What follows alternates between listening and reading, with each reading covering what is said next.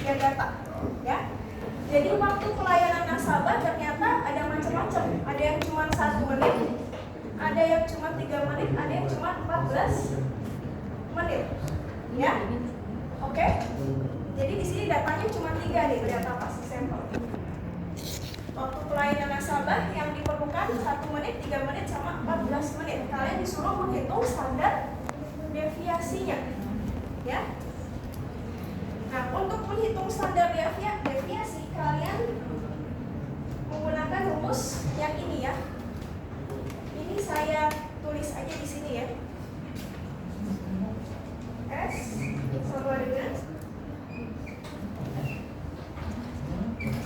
jumlah dari X minus X bar pangkat 2 per M minus 1, ya. Saya tulis itu dulu. Nah, oke, di sini kalian lihat, ya. Di sini ada X, ada X bar, ada M. X bar itu apa tadi? X bar tadi apa? Rata-rata sampel, ya, rata-rata data sampel, ya. Berarti dari 3 data ini saya hitung rata-ratanya dulu, ya. Hitung rata-rata gimana caranya? Dari 1, 3 sama 14 tinggal dijumlahin, ya. 18 dibagi jumlah datanya. Jumlah datanya ada 3. Berarti 18 bagi 3 jadi 6 menit. Ya, kemudian di sini saya butuh data N. N itu apa? N itu adalah kira-kira apa N? Jumlah data, ya, jumlah data, ya. N itu jumlah data, ya. Iya. Kita hitung pakai Excel, ya. Jadi ini datanya saya copy dulu, ya.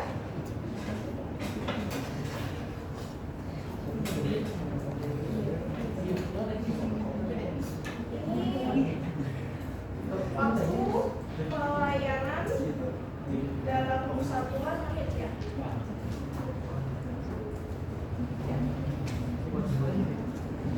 Data ini, masing-masing data ini, ya, itu adalah nilai X-nya, ya, adalah nilai X-nya, ya.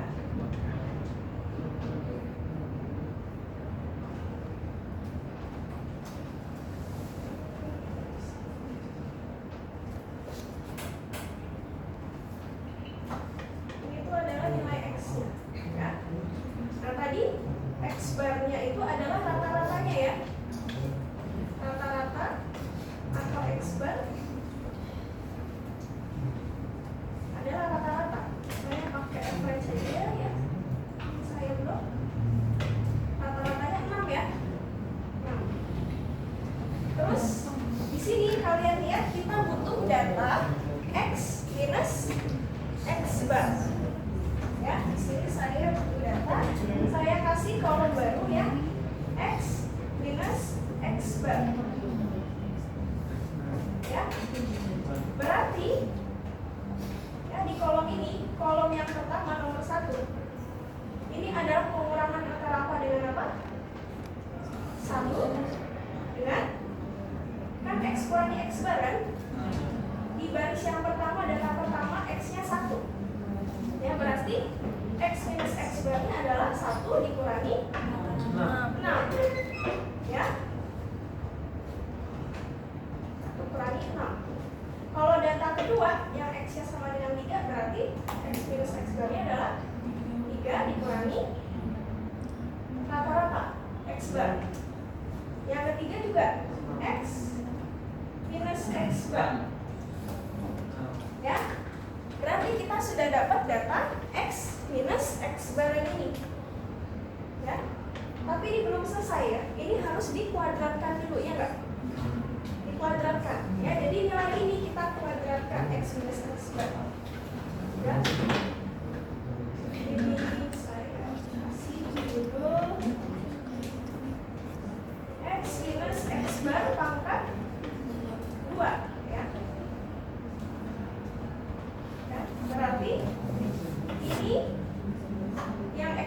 X bar minus 5 ini ya, saya pangkatkan 2. Pangkat 2.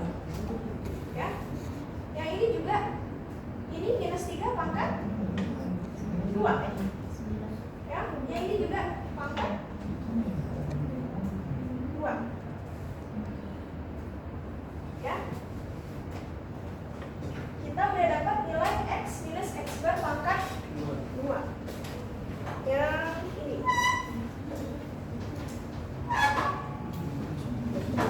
Ini ya, sudah sampai sini. Tapi ini belum selesai lagi. Ini harus ada tanda sigma, berarti harus jadi data-data yang ini harus dijumlahkan, ya. Ini di sini saya kasih di sini aja total, ya. Di sini sama dengan sum. Kalau mau jumlah berarti sum ya, berarti ya. Ini saya blok 98. Nilai 98 ini adalah nilai sigma, ya. Ini adalah nilai sigma X minus X bar pangkat 2. Ya, nilai 98 ini, ya. Ya. Berarti kalau kalian mau hitung standar deviasi atau simpangan baku ya bahasa Indonesianya ya, atau standar atau simpangan baku ya, sama aja, istilahnya sama aja, ya. Kalian tinggal ya membagi ini, ya, nilai sigma X minus X bar kuadrat dibagi N minus 1. Berarti ini nilai 98 harus dibagi dengan nilai berapa? N minus 1. 2 ya, berarti 3 kurangi 1 ya, berarti ini. Jangan lupa, ini kan harus diakarkan ya. Kalau akar di Excel biasanya apa ya? SQRT kan? Square root ya. SQRT dalam kurung ya, sigma X minus X bar pangkat 2 dibagi N minus 1. N-nya tadi 3 dikurangi 1 berarti 2. Hasilnya. Nah, kalau misalnya kalian mau pakai perhitungan pakai fungsi Excel ya, jadi kalian nggak perlu hitung manual seperti ini. Ada ya fungsinya, standar deviasi dengan fungsi Excel. Ya.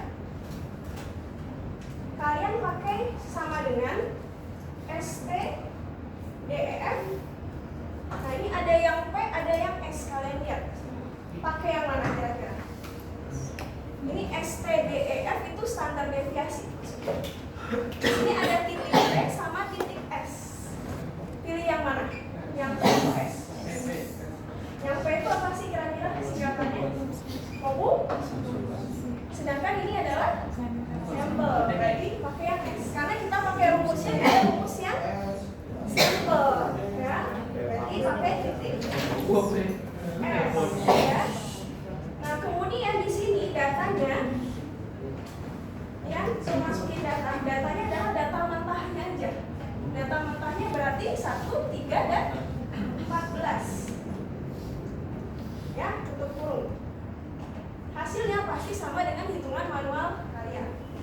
Ya, jadi kalau kalian mau membandingkan hitungan manual kalian dengan hitungan Excel, boleh. Ya, biasanya yang benar ya ini yang Excel ini kan. Siapa tahu yang ini kan kalian ada yang salah ya. Kalian bandingkan dengan hitungan Excel. Ya. Ini hitungan manual, ini hitungan Excel. Sampai sini jelas? Nah, ini kalau misalnya datanya adalah datanya data individu. Tapi kalau bentuknya data kelompok seperti kemarin ya, kayak kemarin ya, kadar kontingen dari perokok kemarin ya, dikasih kelas-kelas seperti ini, ya. Ini kadar kontingen untuk yang kadar kontingennya 0 sampai 99, ya. Ternyata ada 11 orang yang memiliki kandungan kadar kontingen dari dari rentang 0 sampai 99. Ya, ini juga ternyata ada 12 orang yang kadar proteinnya 100 sampai 199. Ya, jadi ini datanya itu nggak spesifik seperti data individu ini. Ini datanya udah dikelompokkan. Kemarin kita udah belajar ini ya, data kelompok ya. Kalau misalnya kalian sudah disodorkan data kelompok seperti ini dan disuruh menghitung standar deviasinya, bisa ya, tapi rumusnya agak beda. Rumusnya ini, ya. Rumusnya ini ya, coba langsung dipraktikkan aja ya. Sudah.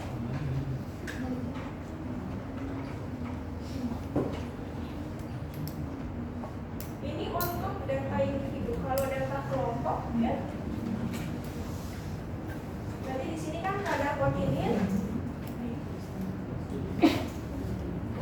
Kadar proteinnya untuk kelas pertama batas bawahnya adalah 0 ya. 0, 100, 200, 300, sama 400 ya. Kemudian batas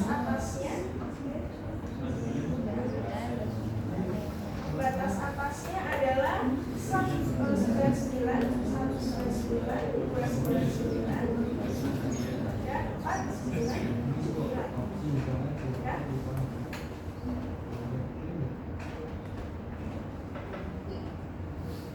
Nah, frekuensinya atau F-nya di sini sudah dijelaskan di soal ya. 11, 12, 14, 1 sama 2. Di sini rumusnya ya, rumusnya itu seperti ini. Ya. Nah, S sama dengan akar N F kali X kuadrat sigma F kali X kuadrat per N minus 1. Nah, kalau untuk data kelompok seperti ini, X-nya itu adalah nilai tengah dari batas atas sama batas bawah. Ya.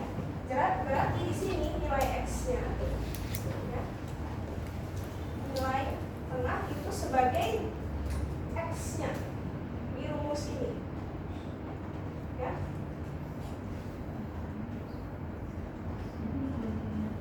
Berarti ini tinggal rata-rata aja.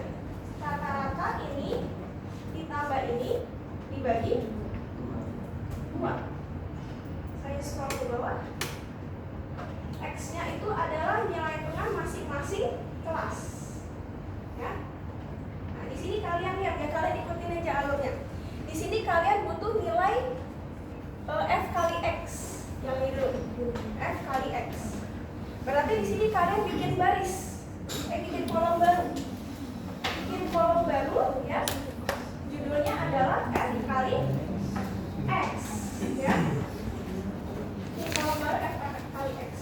Nilainya adalah perkalian F dikali X untuk masing-masing kelas. Ya, ini juga F kali X untuk kelas kedua. Ya. Ini juga F kali X untuk kelas ketiga. Ya, gitu ya. Ini yang agak banyak ya. Ini kalau misalnya simpelnya aja bisa di scroll ke bawah ya, ya. Karena kan dia mengikuti, kalau di scroll ke bawah dia mengikuti rumus yang di atasnya ya. Biar cepat, kalau misalnya data banyak tinggal di scroll ke bawah. Ini sudah ketemu F kali X ya. Kemudian kita butuh nilai F kali X kuadrat yang ini ya. F kali X nya udah. Sekarang kita butuh F kali X kuadrat ya. Berarti di sini saya bikin baris baru lagi ya. F kali X pangkat 2 ya.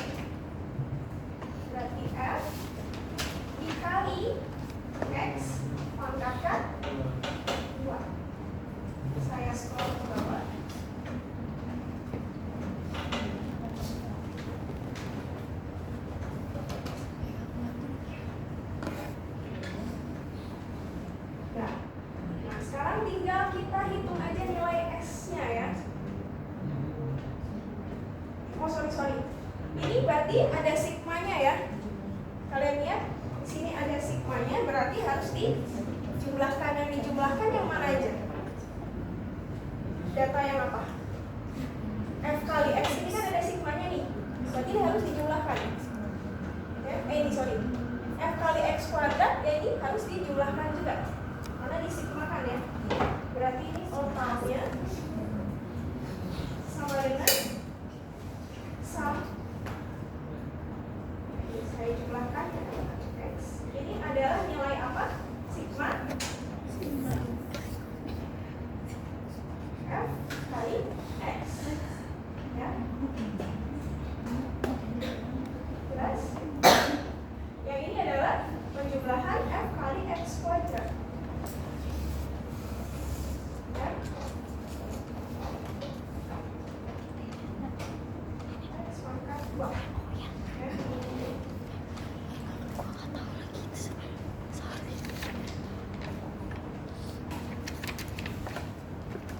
Itu ya. Ini biar rapi saya warnain deh. Nanti kalau mau menghitung S, standar deviasi, ya, sama dengan SIRT. Ya, kenapa SIRT? Karena diakarkan kuadrat. SIRT kan square root ya, akar kuadrat. Ya, bahasa Inggrisnya. Nah ini dalam kurungnya apa itu? Ini ada pembilang sama penyebutnya ya. Ada pembilang sama penyebutnya ya. Jadi SIRT ya. Di sini ada pembilang, ada penyebut. Ya, saya biar nggak bingung, saya kasih ini aja ya. Dalam kurung per dalam kurung aja ya.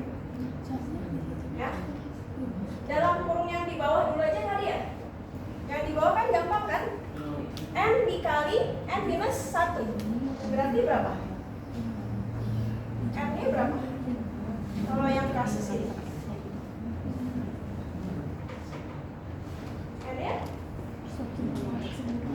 N-nya adalah jumlah data. Berapa kira-kira? Itu jumlah kelas.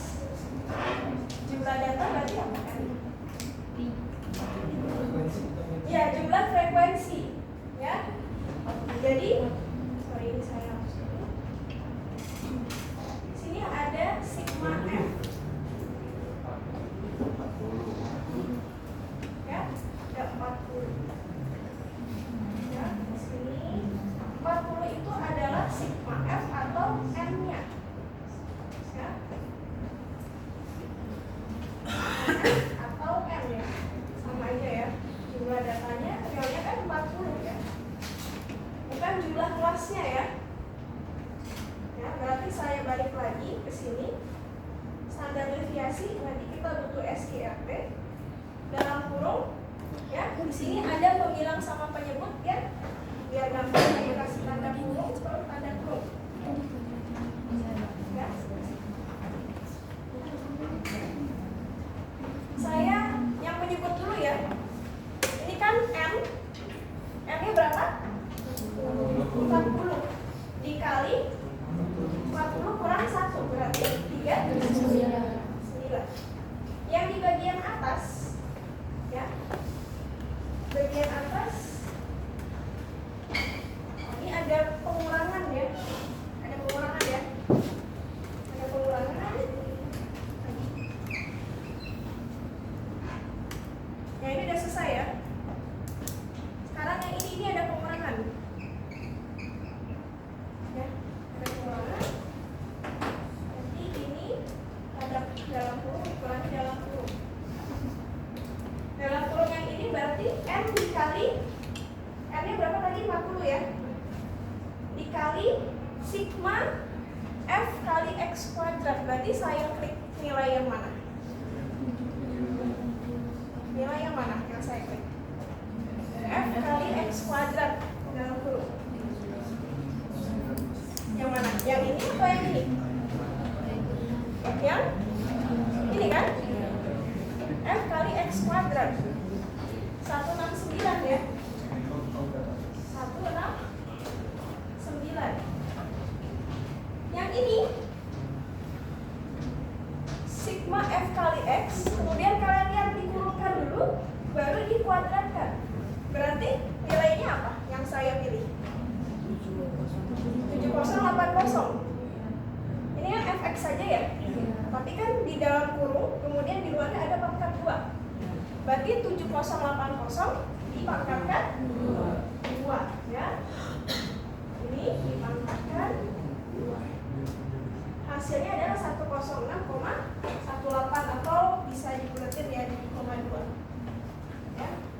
Nah ini ya, kalau ini untuk menghitung standar deviasi yang data individu, data mentah langsung. Kalau yang ini menghitung standar deviasi untuk data yang sudah dikelompokkan.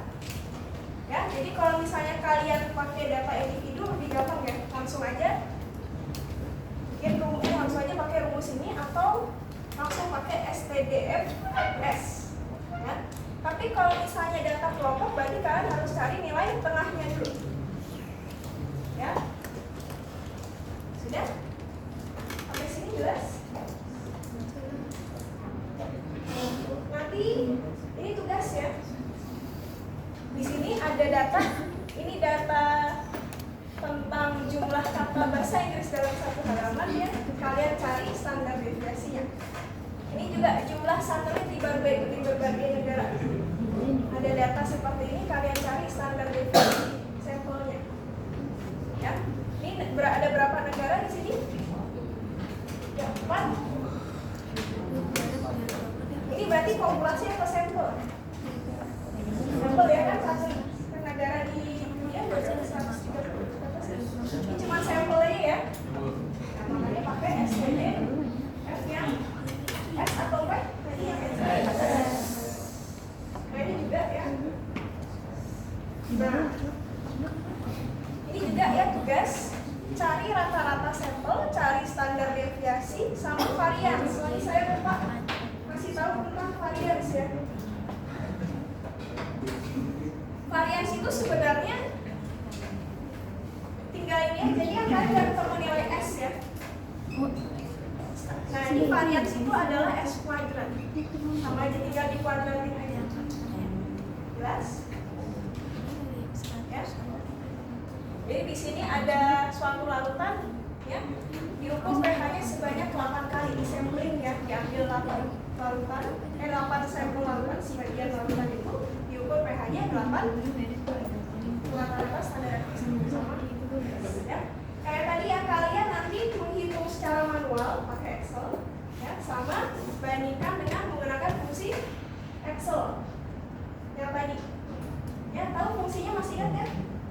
Standar deviasi yang sampel ya. Nah ini ada lagi ya, ini salah satu parameter yang mengukur keberagaman suatu data, namanya koefisien varians ya. Ini simple ya, rumusnya tinggal X per X bar. S itu apa tadi? Standar deviasi atau simpangan bar. X bar itu apa? Rata.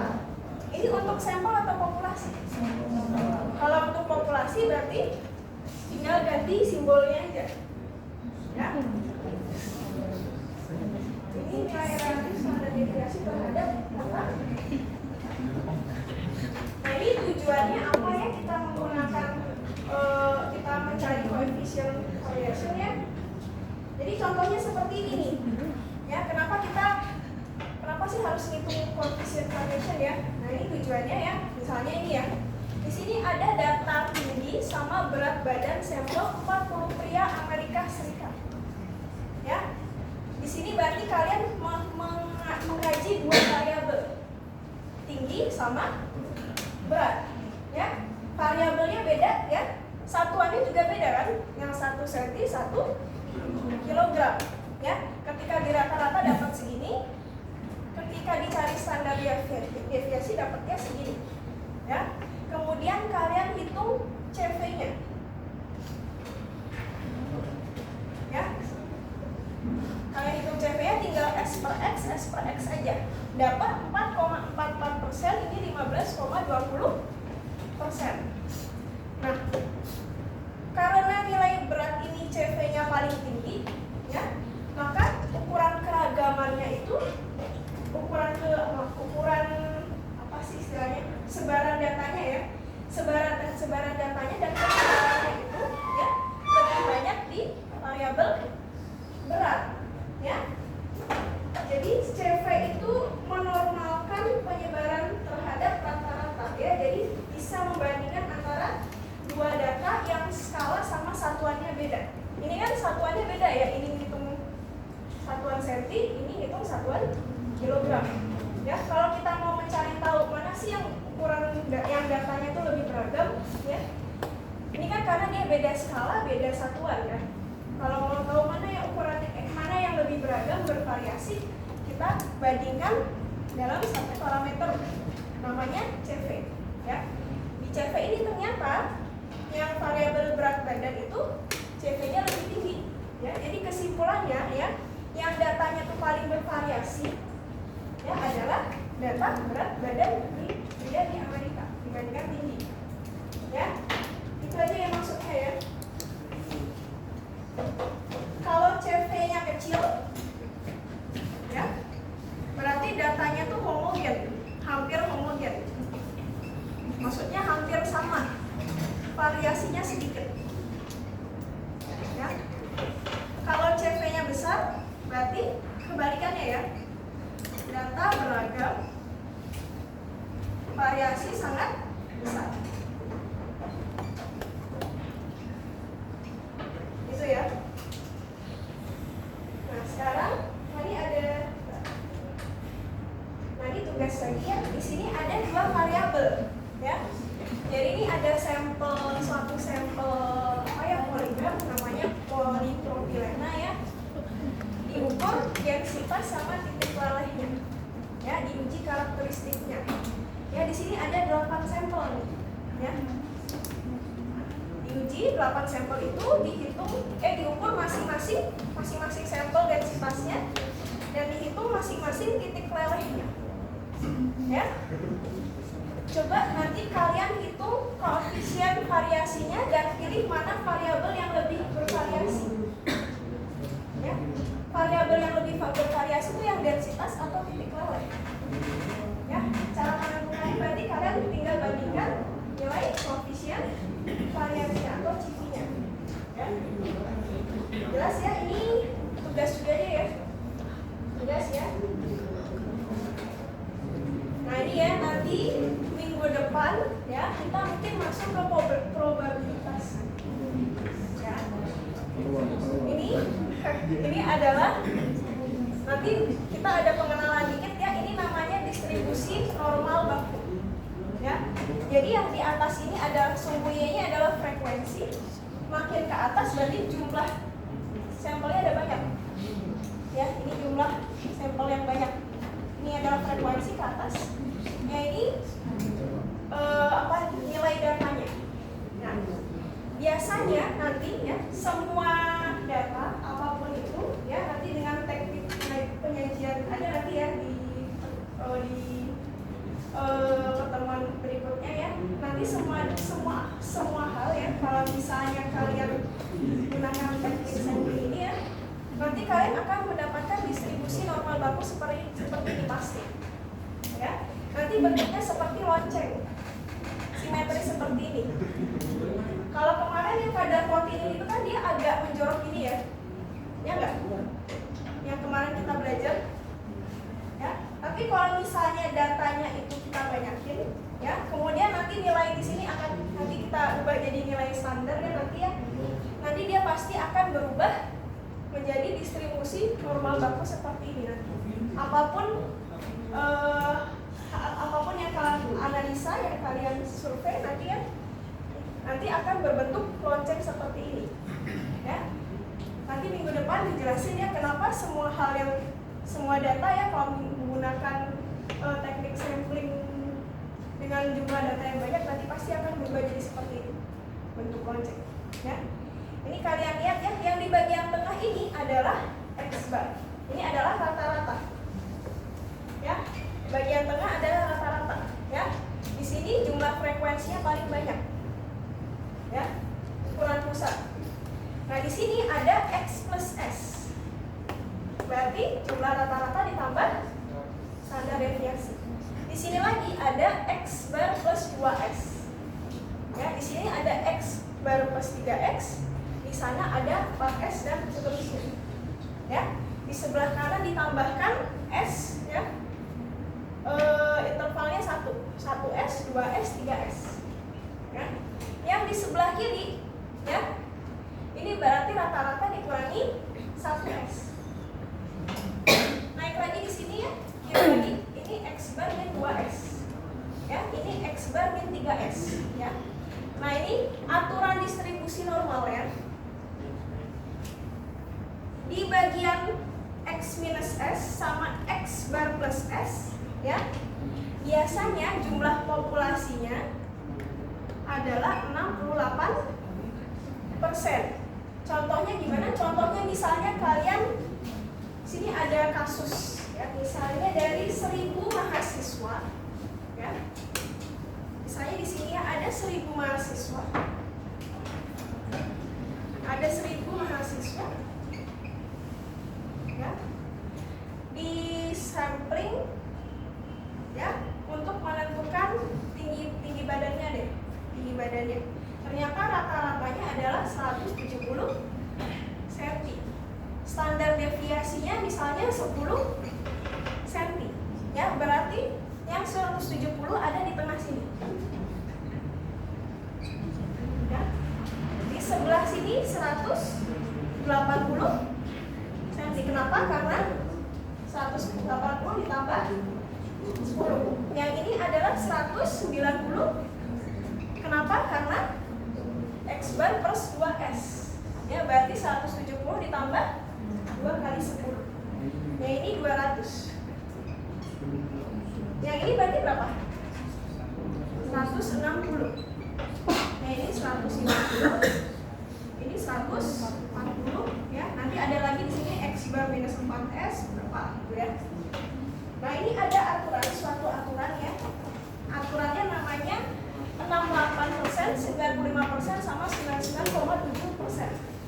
Maksudnya gimana, ya? Maksudnya kalau kasusnya seperti ini, ya, berarti mahasiswa yang memiliki, ya, yang memiliki tinggi badan 160 sampai 180 cm, ya, frekuensinya jumlahnya adalah jumlahnya adalah 68% dari populasi. Jumlah dari, ya, populasi, ya. Berarti 68% dikali 1000. Berarti 608. Maksudnya gitu, ya. Aturan 68, 95% sama 99,7%. Ya, yang 68% itu rentangnya dari X minus X sampai X bar minus X sampai X bar plus X, ya. Artinya, ya, tadi saya bilang jumlah mahasiswa yang tingginya 160 sampai 180, ya, jumlah populasinya ada 68%. Berarti jumlah mahasiswa yang punya tinggi dari rentang segini sampai segini adalah 68% dikali 1000, ada 680, ya. Kemudian di sini ada aturan 95%, ya. Dia dari standar deviasi yang minus 2S sampai plus 2S. Ya, maksudnya adalah jumlah mahasiswa yang tingginya 150 sampai 190, ya, jumlah mahasiswanya yang punya tinggi dari rentang segini sampai segini adalah 95% populasi, ya.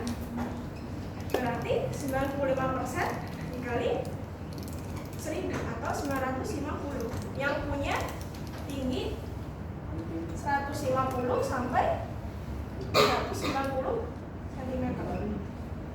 Tahu maksudnya, ya? Sedangkan mahasiswa yang punya tinggi 140 cm sampai 200 cm, ya, jumlahnya adalah 99,7% dari populasi, ya. Sisanya adalah anomali, mungkin dia terlalu pendek atau dia terlalu tinggi, sangat tinggi, ya.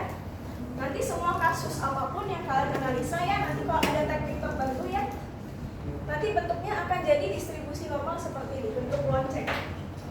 Ya, itu nanti minggu depan ya. Iya, 68, 95, 99,70. Tidak aturan pasti ya.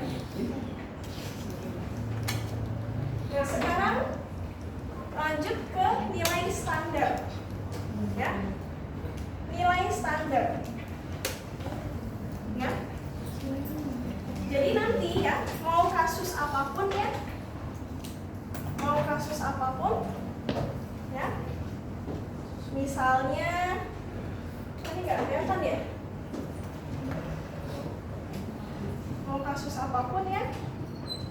Ini kan minyak 0, ini minus 1.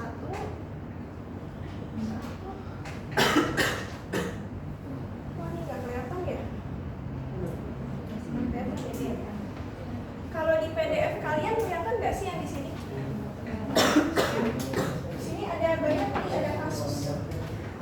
Ya, ini ada yang kasus yang rata-rata yang 77,4. Simpangan bakunya 40,1 ya.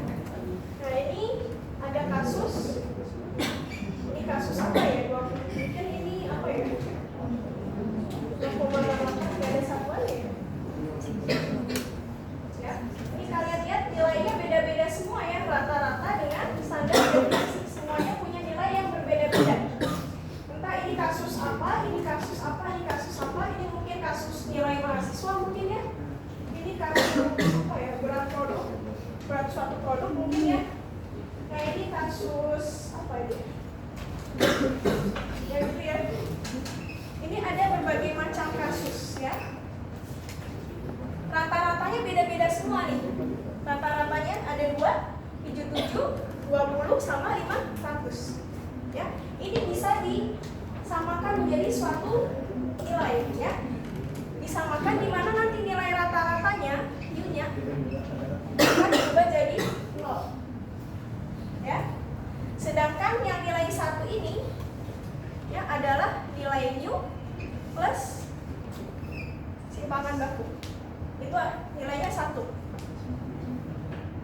Yang ini adalah nilai U plus 2 kali simpangan baku. Ini nilainya jadinya 2. Yang ini U minus sigma. Nilainya jadinya minus 1. Yang ini U minus 2 sigma. Nilainya menjadi minus 2. Ya. Jadi mau kasus apapun nanti rata-rata akan nilainya akan berubah menjadi nilai 0. Nilai-nilai ini kan nilai bulat semua ya. Ini adalah nilai Z namanya. Z sama dengan 0, Z sama dengan minus 1, Z sama dengan minus 2, Z sama dengan minus 3. Ini Z sama dengan 1, Z sama dengan 2, Z sama dengan 3. Ya, jadi mau kasus apapun ya nanti rata-rata nilai Z-nya sama dengan 0. Ya, sedangkan nilai Z plus simpangan baku, 1 simpangan baku jadinya Z sama dengan 1. Ya. Nilai rata-rata dikurangi simpangan baku jadinya minus 1. Ya. Nilai Z ditambah 2 simpangan baku berarti Z-nya sama dengan 2. Ya, ini juga nilai rata-rata dikurangi 2 kali simpangan baku jadinya minus 2. Ya, jadi mau kasus apapun nanti bentuknya akan jadi bentuk nilai standar Z seperti ini. Ya. Jadi semuanya distandarisasi menjadi satu bentuk distribusi normal kurva Z seperti ini. Ya. Nah, ini ya. Kalau mau menentukan nilai Z ya, berarti tinggal pakai rumus ini aja. Ya. X sama dengan Z sama dengan X minus X bar per S. Ya. Ini untuk sampel. Kalau untuk populasi berarti tinggal ganti rumus, ya. Nah, ini ya contohnya ya. Ini misalnya nilai kimia mahasiswa. Ya, rata-ratanya 60. Standar deviasinya 10. Berarti ini saya kasih jarak 60, 70, 80, 90. Intervalnya masing-masing 10. Ini juga 50, 40, 30. Ini ya nilai nilai kimia mahasiswa ini ya kita ubah jadi nilai Z, nilai standar ya. Yang rata-rata di tengah ini ya akan berubah jadi 0 ya. Caranya gimana? Caranya tinggal pakai rumus yang tadi, Z sama dengan X minus X bar per standar deviasi ya. Tadi kan rumusnya gitu kan, X minus X bar per S. Oh ini populasi ya, nanti ini saya ganti aja, ini untuk sampel ya. Kalau untuk populasi berarti Z sama dengan X minus mu per sigma ya. Kalau untuk nilai 60, kalau kita ubah jadi Z berarti tinggal masukin X nya ini 60 ya. 60 dikurangi 60 per 10 sama dengan 0 ya. 60 ini akan berubah jadi 0. Yang 70, kalau kalian mau cari tahu berapa nilai Z nya berarti tinggal masukin aja ke sini. Berarti 70 kurangi 60 per hasilnya nilai Z nya adalah 1 ya. Ini juga yang 50 berarti 50 dikurangi 60 per 10 berarti minus 10 per 10 minus 1 ya. Ini ya. Kalau misalnya ada nilai Z yang nilainya 5, pasti dia sangat kecil kan jumlah orang yang punya nilai Z, jumlah orang yang punya nilai kimia sangat baik, misalnya 100 ya. Berarti 4 ya. Nah nilai 4 itu adalah outlier, karena kan tadi yang 90 yang aturan ini ya, dia kan 9,5 ya masalah ya. Yang nilainya 30 sampai 90 nilainya adalah 99,5 ya tadi ya. Berapa tadi aturannya? Oh 99,7 ya. 99,7. Jadi yang punya nilai 30 sampai 90 biasanya populasinya ada 99,7. Berarti yang nilainya jelek, yang nilainya 20, yang nilainya sangat bagus 100 ya, dia 0,3% dari populasi ya. Sampai sini jelas. Contohnya ya, misalnya tinggi badan atlet pria sama atlet wanita, Michael Jordan misalnya, kan dia sangat tinggi tuh pemain basket ya, dia 198. Rebecca Lobo dia pemain basket juga, berarti kan tinggi ya biasanya kan, 193 ya. Kalian disuruh cari tahu berapa nilai standar tinggi badan mereka jika rata-rata tingginya itu ya 175 untuk yang pembasket pria, kemudian standar deviasi 7,1, rata-rata tinggi wanita 161,5, standar deviasinya 0,4 ya. Kalian tinggal masukin ke rumus saja kan tadi ya, X minus rata-rata tinggi badan di Amerika per standar deviasi tinggi badan di Amerika, dapatnya 3,1 ya. Berarti kan dia kalau di ini kan berarti dia ini kan 99,7 ya, 99,7% ya. Ini yang minus 3 sama 3, dia berada di sini berarti 3,2 kan berarti di sini ya, 3,2 di sini, berarti dia data outlier ya. Karena dia lebih, karena dia di luar rata-rata ya, rata-rata tinggi Amerika ya. Maksudnya dia anomali ya, main basket kan tinggi ya, dia anomali dibandingkan rata-rata tinggi warga Amerika pria ya. Yang ini Rebecca Lobo, dia Z-nya 4,92, anomali juga nggak?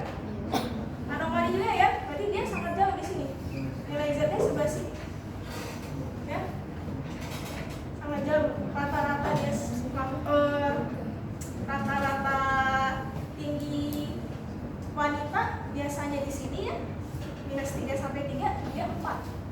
Dia anomali juga. Dia beda sendiri lah, sangat menyimpang dibanding rata-rata tinggi kualitas. Ya, jadi dia 0,3%-nya.